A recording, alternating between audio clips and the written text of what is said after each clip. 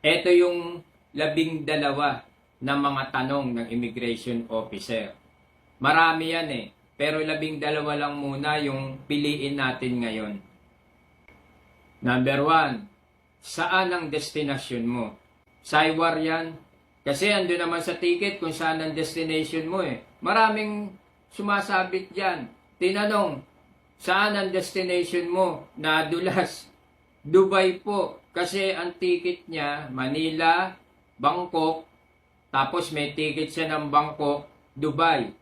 Ibinigay niya, Manila, Bangkok. Ang nasa isip niya, papunta siya ng Dubai. O yun, sabit. Kaya, yung number 1 na tanong napaka-importante niyan. Number 2, ano gagawin mo sa pupuntahan mo? Or, ano gagawin mo doon? Kung tourist ang visa mo, definitely ang isasagot mo, mamamasyal po. Wala ka ibang isasagot kundi mamamasyal po. Baka madulas ka. Mamamasyal po. Pagdating doon, mag-a-apply ako trabaho. Number 3, gaano ka katagal doon sa pupuntahan mo? Or maiksing tanong, gaano ka katagal doon? Saywar pa rin yun. Kasi nakalagay naman doon sa ticket mo eh, kung kailan ang balik mo. Kaya kailangan, alam mo bilangin mo yung kung kailan ang balik mo. Halimbawa, 90 days ka doon, tinanong ka, gaano ka katagal doon? Mga ano po siguro, 90 days is 3 months, di ba? Mga ano po siguro, 3 months, ngayon, pag medyo nainip, baka bumalik agad ako. Baka hindi ko tapusin. Parang ganun lang. O kaya, isang sagot, isang tanong. 3 months po. Number 4, unang travel mo to, o first time mo, sagot ka lang kung first time talaga. Opo. Tatandaan nyo palagi isang tanong, isang sagot. Less talk, less mistake. Number 5, may return ticket ka? Another saywar question yun. Kasi nung ibinigay mo yung ticket mo, talaga namang meron kang return ticket eh. Unless matigas ang ulo mo. Hindi ka nanonood ng Kuya Randy. Kasi lagi ko sinasabi, doon sa mga video ko, hindi po pwede pag ang visa mo, tourist, o kaya tourist ka na walang visa, or visiting visa, hindi po pwede na wala kang return ticket. Pero kahit meron at ibinigay mo, tatanungin ka pa rin, meron kang return ticket? Baka magkamali ka ng sagot eh. Number 6, saan ka tutuloy doon? Kung ikaw, tourist ka na walang sponsor, of course, iaabot mo yung hotel booking mo. Dapat may hotel booking ka. Pag wala kang hotel booking, wala kang sponsor, definitely, dalawa pwedeng mangyari sa'yo. It's either i-upload ka or pabiling ka ng ticket nung mismong oras na yon. Paano kung wala kang pambili? Pag wala kang pambili ng return ticket, ibig sabihin hindi ka totoong turista. So dun din nakikita kung totoong turista ka. Sorry po, kala ko po pwede yung walang return ticket. Sige, pwede po ba bibili ko ngayon? So dun mawawala na yung duda sa'yo. At para naman din sa mga visiting relatives siguraduhin nyo na merong, din sa mga sponsor na nanonood ngayon, siguraduhin nyo na merong return ticket. Wag nang ipilit na tutuloy siya sa akin eh. 3 months siya, lalo sa Japan. 3 months siya sa akin, 90 days saka ako nalang bibiling ticket, naku, ma-upload yun. Number 7, travel insurance. May mga bansa na hindi naman nire-require to, lalo dito sa Asia. Pero, nung pandemic, required talaga to. Pero ako, ang advice ko, bumili na kayo. Magkano lang naman ang travel insurance? 1,000, 2,000 lang naman. Pagka Asia, lalong mura. Para na rin sa safety nyo. Saka para kung ano itanong sa inyo ng IO, may maibibigay ka. Kasi parang lumalabas rin yun, totoong turista to. Kasi may travel insurance. Number 9. Eto na naman.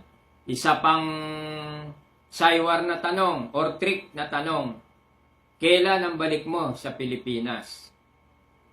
Ang tanong ng immigration parang investigador talaga. Pabalik-balik, halos paulit-ulit yan. Kailangan ang sagot mo, paulit-ulit din. Yung tanong kanina, gaano ka katagal doon? Halos the same yun nung tanong na, kailan ang balik mo sa Pilipinas? Kasi nandun naman sa ano yun airline ticket. Kung kailan yung return ticket mo, nakasulat naman eh. So, kailangan alam mo kung gaano katagal. Pag sinabi, kailan ang balik, kailangan alam mo yung return ticket. Alam mo ba kung bakit tinatanong? Kasi yung mga nagiging biktima ng human trafficking, ibinibigay yung mismong ticket doon na sa airport mismo, yung papaalis na. So, hindi mo kabisado talaga kung kailan yung balik mo. Kaya, palibasa, hindi ka nag-book or hindi mo talaga alam yung plano ng trip mo, madadali ka doon. Kung talagang totoong turista ka at nagkamali ka, baka mapagdudahan ka, medyo maraming diskusyon. Number 10, eto na. Itinatanong naman to para doon sa mga tourists without sponsor. Ano ang trabaho mo? Doon sa mga may sponsor o visiting visa, walang problema, huwag nyo intindihin itong tanong na to. Para lang to doon sa mga tourist na walang sponsor. Ano ang trabaho mo? Kasunod nung tanong na yon, pwedeng makita yung company ID mo or certificate of employment. Yun na yung mga kasunod na tanong. Tapos bank statement na, hihingan ka ng credit card, debit card, kung anumang card yun. Dapat naka-ready ka. Number 11. Sino ang kasama mo magta-travel? Or, sino kasama mo? Mga ganun lang ang tanungan dyan eh. Sino kasama mo? Pag ang kasama mo, family, tapos na. Halos tapos na agad ang usapan. Kasi pagka family, alam mo sa totoo, pagka ikaw mag-a-apply ka ng trabaho, hindi mo naman, wala kang pera sa madaling salita, kaya ka nag-a-apply ng trabaho doon. Pero hindi naman para bigyan mo ng ticket yung lahat ng pamilya mo para sama-sama kayong umalis. Para pagdating doon, ihiwalay ka. Kasi alam na rin na immigration officer yun ha. Yung kasama yung nanay o kaya yung isang kapatid. Pagdating doon, maghihiwalay. Uuwi yung nanay, uuwi yung kapatid, yung tutuloy doon sa kung saan man, hindi na babalik. Kaya kung marami kayo, lalo na kung may kasamang bata, mas mainam. No question asked yun. Kadalasan. Number 11. Bakit isa ka lang na magto-travel? Eto na, pumapasok na yung babae, solo traveler, first time magto-travel. Ayun eh. Talagang yun, red flag na antimano yun. Kaya, pagka ganun ang sitwasyon mo, yung lahat ng binanggit ko, pag-aralan mo ng mabuti para iwas sa offload.